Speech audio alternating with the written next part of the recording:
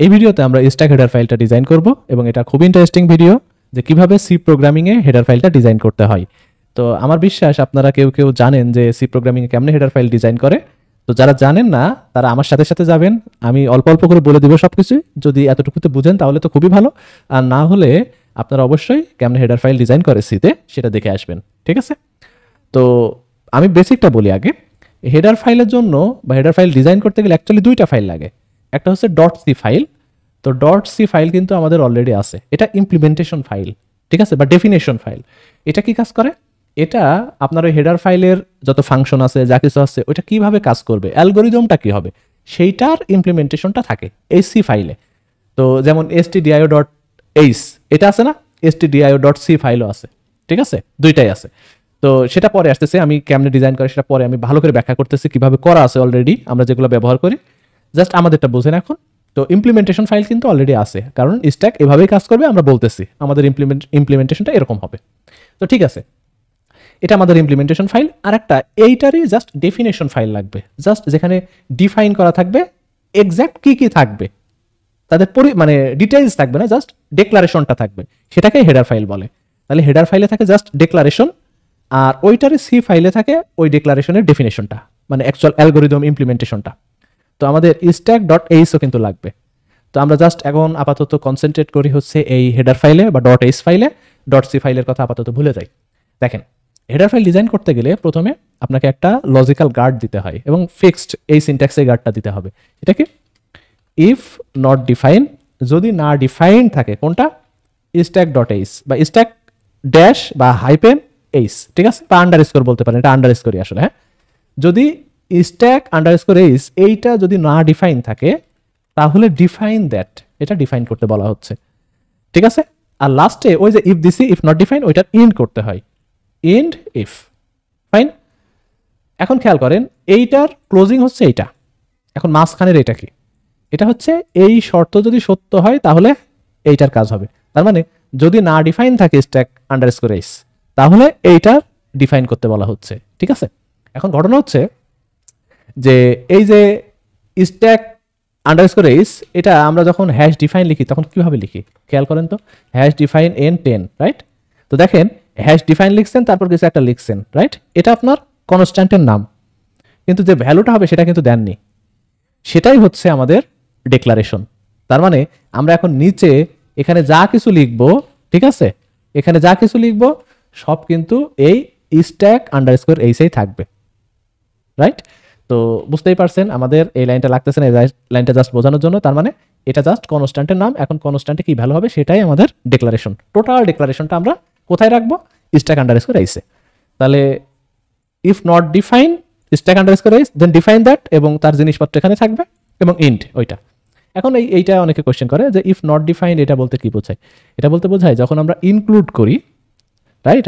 তো ইনক্লুড করার সময় কোন একটা হেডার ফাইল যখন ইনক্লুড করতেছি তখন প্রথমেই এই গার্ডটা চেক হয়, মানে অনেকগুলো ইনক্লুড তো থাকতে পারে অপশন, তাই না? তো এমন হইতে পারে যে ওপরে একবার ইনক্লুড করছেন, ওই হেডার ফাইলটা নিচেও ইনক্লুড করছেন, ওপরে একবার ইনক্লুড করে ফেললে এইখানে আর ইনক্লুড হবে না। এটাই সেই গার্ড, যে যদি কোনো সময় ওপরে না ডিফাইন করা থাকে তাহলে এখন ডিফাইন করুন, আর উপরে যদি ডিফাইন করা থাকে তাহলে এখন করার দরকার নাই, ঠিক আছে? যে নট ডিফাইন্ড হলে ওপরে তাহলে ডিফাইন করুন, রাইট? এটাই হচ্ছে আইডিয়া এখানকার। তার মানে অনলি একবার এই হেডার ফাইলটাই ইনক্লুড হবে, আপনি বারবার লিখলেও একবারই কাজ করবে, ঠিক আছে? এই হচ্ছে মোটামুটি আইডিয়া। এখন আসেন আমাদের কি কি লাগবে, জাস্ট আমরা কোড কপি পেস্ট করব। আমাদের লাগবে হচ্ছে এই এখানে কি কি থাকে, থাকে হচ্ছে আপনার গ্লোবাল ভ্যারিয়েবলগুলা, টাইপ ডেফিনেশনগুলা, তারপরে জাস্ট আপনার ডেক্লারেশনগুলো ওখানে থাকে, ফাংশনের ডেক্লারেশনগুলো সবগুলো ওখানে থাকে। তো আমি জাস্ট দেখেন এখান থেকে জাস্ট কপি পেস্ট করব, কপি, দেন এইখানে এসে পেস্ট, ঠিক আছে? তারপরে এটা আমি টাইপ ডেফে নিয়ে যাই, কারণ আমরা চাচ্ছি জেনেরিক করতে, টাইপ ডেফ ইন টাইপ, আর এইখানে আমরা জাস্ট কি করব, টাইপ লিখলাম, ঠিক আছে? আর স্ট্যাক সাইজ লাগবে, তো ডিফাইন স্ট্যাক সাইজ, সেটা হচ্ছে ধরেন যে 50, রাইট? তাহলে এই স্ট্যাক আন্ডার স্কোর এইচ এইটাই কিন্তু এটাও তার পার্ট, ঠিক আছে, ওইটার এটাও কিন্তু তার পার্ট, এই টোটালটা কিন্তু তারই পার্ট, এতটুকু, ঠিক আছে? তো এটা হচ্ছে মোটামুটি আইডিয়া, এবং এটা কিন্তু কম্পাইলার কিভাবে হিসাব করবে, এটা স্ট্যাক আন্ডারস্কোর এইচ বলে আমরা লিখতেছি, ওই আন্ডারস্কোরের জায়গায় ও ডট বসাবে, ঠিক আছে, এবং সবগুলোকে লোয়ার কেসে করে দিবে, আমরা সব আপার কেস দিচ্ছি, এটা ট্র্যাডিশনাল। তো সবগুলো লোয়ার কেস করে স্ট্যাক ডট এইচ এই নামে হেডার ফাইল হবে, এটা কম্পাইলার করবে, আমাদের কিছু করার দরকার নেই। তো বেসিক কথাবার্তা অনেক কিছু, তো আপনারা কিন্তু বেসিকটা কিন্তু শিখে আসবেন। তো আমরা টাইপ ডেফিনেশনটা দিলাম, তারপরে গ্লোবাল ভ্যারিয়েবলটা দিলাম, স্ট্যাক ডিফাইন করলাম, এখন জাস্ট ফাংশনগুলো লিখবো। দেখেন কি কি ফাংশন ছিল আমাদের, bool is empty, right? Is empty function কিছু নেই না, ভয়েড, রাইট? আমি কিন্তু এখানে কিন্তু কোনো বডি দিচ্ছি না, কারণ এটা হেডার ফাইল হচ্ছে জাস্ট ডিক্লারেশন পার্ট, এইটারই ডেফিনেশন দেওয়া হবে কোথায়, স্ট্যাক ডট সিতে, এই হেডার ফাইলে সি ফাইলটাতে দেওয়া হয়। তারপরে কি, তারপরে আমরা জাস্ট ওখান থেকে কপি পেস্ট করে আনি, তাহলে আমাদের জন্য সুবিধা হবে, এই টোটাল জায়গাটা কপি করে এনে আমরা এখানে পেস্ট করে দিলাম। তারপর সাইজ, তাই না, সাইজ, এবং সাইজও কোনো কিছু প্যারামিটার নেবে না। ইজ ফুল, এটাও কোনো প্যারামিটার নেয় না। তারপরে এইগুলা সব বাদ দিলাম। দেখেন এ একটা কি নাই, এই যে টাইপ হবে, এই যে টাইপ যদি ইন্টিজার হয়, টাইপ যদি ফ্লোট হয়, সেই টাইপের ডেটা কি করে সে প্যারামিটার হিসাবে নেয়। তো এখানে টোটাল ভ্যারিয়েবলটা ডিক্লেয়ার করার দরকার হয় না, জাস্ট কোন টাইপের ডেটা নেবে সেটা থাকলেই হয়, ভ্যারিয়েবলটা লাগে না। তো এটা টাইপ এই টাইপের একটা কি করবে, প্যারামিটার নেবে এবং ওই টাইপের ভ্যালুই রিটার্ন করবে, রাইট? সাকসেসফুল হইলে তো ওই ডেটাটাই রিটার্ন করে, তো ঠিক আছে এটা। তারপরে এটা হচ্ছে পিক, এ কোনো প্যারামিটার নেয় না, তো ভয়েড। তারপরে এটা হচ্ছে পপ, এও কোনো প্যারামিটার নেয় না, দ্যাটস ইট। তাহলে দেখতে পাচ্ছেন এই হচ্ছে আমাদের ডিক্লারেশন। তো এইটারই ডেফিনেশন কিন্তু দেয়া আছে ডট সি ফাইলে। তো এতগুলো সবকিছু ঠিক আছে, এখন আমাদের একটা জিনিস জানতে হবে, সেটা হচ্ছে সি প্রোগ্রামিং ল্যাঙ্গুয়েজের এক্সটার্ন কিওয়ার্ড। এক্সটার্ন কিওয়ার্ড কি ভালো করে বুঝেন, সেটা বোঝার জন্য আমরা আগে সি ফাইলটা দেখে নিই। তো এক্স্যাক্টলি এটা কিন্তু এর মতো হয়েছে। এখন এই যে হেডার ফাইলটা, যে ডিক্লারেশনটা, সেটা ওটা ডেফিনেশন ফাইলে অ্যাড করা হয়। তো আমরা অ্যাড করে ফেলি, দেখেন এইখানে হ্যাশ ইনক্লুড, তারপরে স্ট্যাক ডট এইচ, ফাইন। আমাদের যদি কাস্টম হেডার ফাইল হয় তাহলে ডাবল কোটেশনের, আর যদি ইনবিল্ট হেডার ফাইল হয় যেটা কম্পাইলারের সাথে আসে সেটা হলে অ্যাঙ্গেল ব্র্যাকেট, আর আমাদের কাস্টম তৈরি হলে ডাবল কোটেশনের ভেতরে। এটাও চেঞ্জ করা যায়, আপনি যদি এই স্ট্যাক ডট এইচ হেডার ফাইলটা ডিজাইন করতেছেন, সেটা সুন্দর করে আপনি লাইব্রেরির ভেতরে রাখেন, আপনার কম্পাইলারের লাইব্রেরির ভেতরে, তাহলে এটা কিন্তু তখন অ্যাঙ্গেল ব্র্যাকেট দিতে পারবেন, এটা সমস্যা না। বাট যেহেতু আমরা পাথ থেকে অ্যাড করতেছি, আমরা কম্পাইলারের ভেতরে এটা দিই নাই, এই কারণে ডাবল কোটেশন। ওকে, এখন স্ট্যাক ডট এইচ যখন আপনি অ্যাড করতেছেন, ঠিক না, তখন এই সব কিছু কিন্তু চলে আসছে। কোনটা, এই যে স্ট্যাক আন্ডারস্কোর এইচ, এইটা তো ডিফাইন করছি, তাই না? এই লজিকটা আর আসে না, আমার ডেটা কোনটা, ডেটা হচ্ছে এই হ্যাশ ডিফাইন দিয়ে এই স্ট্যাক আন্ডারস্কোর এইচ, এইটার আন্ডারে যেগুলো আছে সব কিন্তু তার ডেটা। তার মানে হ্যাশ ডিফাইন স্ট্যাক সাইজ এই 50 থেকে এই পর্যন্ত এই টোটালটা কিন্তু এইখানে চলে আসবে। তাহলে এই হ্যাশ ডিফাইন স্ট্যাক সাইজ এখানে দরকার আছে? অফকোর্স না, এগুলো বাদ দিয়ে দিলাম। এই টাইপ ইন টাইপ, এটা কি দরকার আছে? এটাও লাগবে না। এখন এখানে ভালো করে খেয়াল করেন, ভালো করে বুঝবেন, এটা খুবই ইন্টারেস্টিং এবং খুবই ইম্পর্টেন্ট। আপনি কিন্তু এখানে একটা ভ্যারিয়েবল ডিক্লেয়ার করছেন, তাই না? এই ভ্যারিয়েবলটা কিন্তু এখানে এসেছে, আবার এখানেও ডিক্লেয়ার করছেন। তো আপনি কোডকে কম্পাইল করলে দেখবেন এরর দিচ্ছে। কি বলতেছে? বলতেছে যে এই সেম নামে ভ্যারিয়েবল দুইটা হয়ে গেছে, এবং আপনি জানেন সি প্রোগ্রামিংয়ে এক ফাইলে একই স্কোপে দুইটা একই নামের ভ্যারিয়েবল থাকতে পারবে না, তাই না? তো এটার এই যে এইটা যখন এখানে আসতেছে ইনক্লুড করার ফলে, তাহলে একই ফাইলে দুইটা একই স্কোপে ভ্যারিয়েবল হয়ে যাচ্ছে, যেটা একটা প্রবলেম সি প্রোগ্রামিং। তো এই কারণেই কলিশন এড়ানোর জন্য বা ডিক্লারেশন, এটা ইরো দিবে হচ্ছে রিডিক্লারেশন, আপনি ট্রাই করে দেখতে পারেন, কম্পাইল করতে পারেন, এটা রিডিক্লারেশন দিবে। তো আমরা কম্পাইল করে দেখাইতে পারি, যদিও এখানে আসবে কিনা, কারণ এটা মেইন ফাংশনে অ্যাড করার পরে আসে। তারপর আমরা ট্রাই করি জিসিসি স্ট্যাক ডট সি, হ্যাঁ আসছে। দেখেন এই যে রিডেফিনেশন অফ টপ, রাইট না, দুইবার হয়ে গেছে। এই যে এখানে সেটা সুন্দর করে ইরর দিয়ে দিচ্ছে, তো আপনি ইররগুলো পড়ে দেখবেন। এখন এই প্রবলেম সলভ করার জন্য এক্সটার্ন কিওয়ার্ড, এক্সটার্ন কি করে, এক্সটার্ন কিওয়ার্ড এখানে এই হেডার ফাইলের এখানে ডেফিনেশনের সময় লিখে দিতে হয়। এটার এই এক্সটার্নের অর্থ হচ্ছে যে ইন্ট অফ এবং ভ্যালু হচ্ছে -1, সেইটা এইখানে আছে, বাট এইখানে কোনো মেমোরি অ্যালোকেট করার দরকার নাই, ঠিক আছে? কম্পাইলার এটা দ্বারা এটাই বোঝাচ্ছে এইখানে কোনো মেমোরি অ্যালোকেট করার দরকার নাই, এইটা যখন ডেফিনেশন ফাইলে যাবে ওই জায়গাতে জাস্ট অ্যালোকেট হবে। তার মানে শুধু ওয়ান টাইম অ্যালোকেট, এক্সটার্ন এই জায়গাতে কি কম্পাইলারকে বলবে এই ফাইলের জন্য বা এইখানের জন্য কোনো ধরনের মেমোরি অ্যালোকেট করার দরকার নাই, ঠিক আছে। ডেফিনেশন ফাইলে গিয়ে কি হবে, অ্যালোকেট হবে। তো এই হচ্ছে মোটামুটি আইডিয়া। তো আমরা একটা কাজ করতে পারি, জাস্ট এতটুকুই রাখতে পারি, ঠিক আছে। তারপরে এটা এই যে সেম, এটা কিন্তু এখানে টোটালটা জায়গা নিবে, বাট এর 2 জায়গায় হয়ে যাবে। এখানে একবার, এটা যেহেতু ওখানে ইনক্লুড করা হয়েছে, দেখেন এখানেও কিন্তু একবার আছে। তো আমরা কি করব, জাস্ট এখানে এক্সটার্ন লিখে দিব। তাহলে আপনি বলতে পারেন, তাহলে যেহেতু এখানে প্রত্যেকটারই ডেক্লারেশন আছে আর এগুলা সবগুলা ডেফিনেশন এখানে আছে, তাহলে সবগুলাই তো এখানে ডাবল ডাবল হয়ে যাচ্ছে, তাই না? তাহলে সবার সামনে এখানে এক্সটার্ন লিখে দিই। এটার অর্থ হচ্ছে কেউই এইখানে জায়গা নেবে না, সবাই জায়গা নেবে ওই ফাইলে। হ্যাঁ, এটাই সত্য। আপনি যদি চ্যাটজিপিটিকে বা বিভিন্ন জায়গায় সার্চ করে দেখেন, হ্যাঁ সবার সামনেই আপনাকে লিখতে হয়, কিন্তু ফাংশনগুলোর সামনে লেখার দরকার নেই, কারণ বাই ডিফল্ট ফাংশনগুলোর সামনে এক্সটার্ন থাকে, ঠিক আছে। তো আমি তবুও এখানে লিখতেছি এই সবার সামনে এক্সটার্ন কিওয়ার্ড, প্রত্যেকটা ফাংশনের সামনে। এটা কিন্তু ডিফল্ট না লিখলেও কোনো প্রবলেম ছিল না। প্রবলেম হচ্ছে ভ্যারিয়েবলগুলোর সামনে লিখতে হয়, ঠিক আছে। এই যে ভ্যারিয়েবল একটা, এই যে একটা ভ্যারিয়েবল, এটা অ্যারে বাট এটা তো ভ্যারিয়েবল, এদের সামনে লিখতে হয়, কারণ এটা 2 জায়গাতে জায়গা নিয়ে নেবে, যার ফলে এটা দেখাবে রিডেফিনেশন, ঠিক আছে। আর এই টাইপ ডেফের সামনে লেখা লাগে না, কারণ টাইপ ডেফ কিন্তু কোনো জায়গা নেয় না, এটা জাস্ট একটা জিনিসের আর একটা নাম দেয়া, রাইট। এটা কিন্তু মেমোরিতে কোনো মেমোরি অ্যালোকেট করে না। সুতরাং যে মেমোরি অ্যালোকেট করে না তার এক্সটার্নের দরকার নাই, যে মেমোরি অ্যালোকেট করে তার এক্সটার্নের দরকার আছে, ওয়ান টাইমের জন্য এক্সটার্ন লাগে। এটা হচ্ছে মোটামুটি এক্সটার্নের আইডিয়া। তো স্ট্যাক ডট সি এখানে আসলো। এখন আমি এটা টাইপ লিখি, ঠিক আছে। টাইপ লিখলেই হচ্ছে, কারণ কি, কারণ বুঝতেই পারছেন যে এই টাইপ মানে কিন্তু ইন্ট, তাই না? তো এটা কিন্তু এটা কিন্তু কি হচ্ছে, এটা কিন্তু এখানে আসতেছে, তাই না?